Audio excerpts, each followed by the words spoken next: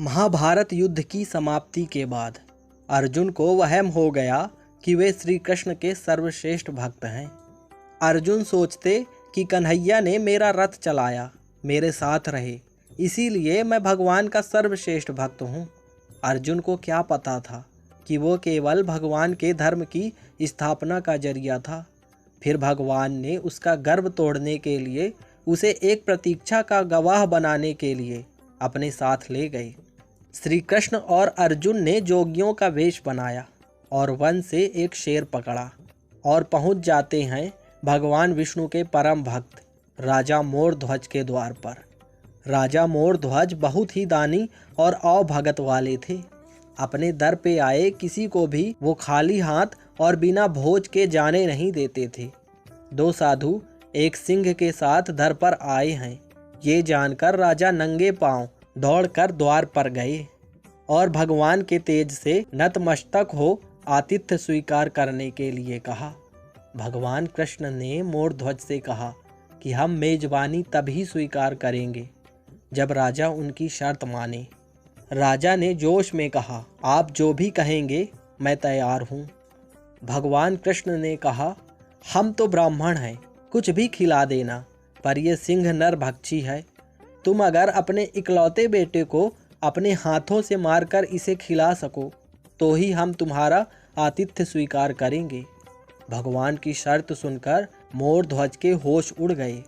फिर भी राजा अपना आतिथ्य धर्म नहीं छोड़ना चाहता था।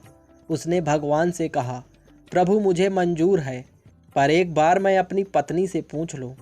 भगवान से आज्ञा पाकर राजा महल में गया तो राजा का उतरा हुआ मुख देखकर पतिव्रता रानी ने राजा से कारण पूछा। राजा ने जब सारा हाल बताया तो रानी के आंखों से अश्रु बह निकले। फिर भी वो अभिमान से राजा से बोली कि आपकी आन पर मैं अपने सैकड़ों पुत्र कुर्बान कर सकती हूँ। आप साधुओं को आदरपूर्वक अंदर ले आइए। अर्जुन ने भगवान से पूछा, माधव ये क्या माजरा है, आपने ये क्या मांग लिया? कृष्ण बोले, अर्जुन तुम देखते जाओ और चुप रहो। राजा तीनों को अंदर ले आए और भोजन की तैयारी शुरू की। भगवान को 56 भोग परोसा गया, पर अर्जुन के गले से उतर नहीं रहा था। राजा ने स्वयं जाकर पुत्र को तैयार किया। पुत्र भी 3 साल का था। नाम था रतन कंवर। वो भी माता पिता का भक्त था। उसने भी हंसते हंसते अपने प्राण दे दिए, परंतु उफ न की। राजा ने अपने हाथों में आरी लेकर पुत्र के 2 टुकड़े किए और सिंह को परोस दिया। भगवान ने भोजन ग्रहण किया, पर जब रानी ने पुत्र का आधा शरीर देखा तो वो आंसू रोक ना पाई। भगवान इस बात पर गुस्सा हो गए कि लड़के का एक फाड़ कैसे बच गया। भगवान रुष्ट होकर जाने लगे तो राजा रानी रुकने की मिन्नतें करने लगे। अर्जुन को एहसास हो गया कि भगवान मेरे ही गर्व को तोड़ने के लिए ये सब कर रहे हैं। वो स्वयं भगवान के पैरों में गिरकर विनती करने लगे और कहने लगे कि आपने मेरे झूठे मान को तोड़ दिया है।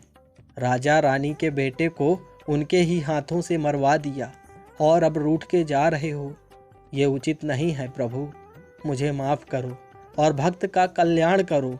तब केशव ने अर्जुन का घमंड तोड़ा। रानी से कहा कि वो अपने पुत्र को आवाज़ दें। रानी ने सोचा, पुत्र तो मर चुका है, अब इसका क्या मतलब, पर साधुओं की आज्ञा मानकर उसने पुत्र रतन कंवर को आवाज़ लगाई। कुछ ही क्षणों में चमत्कार हो गया। मृत रतन कंवर, जिसका शरीर शेर ने खा लिया था, वे हंसते हुए आकर अपनी माँ से लिपट गया।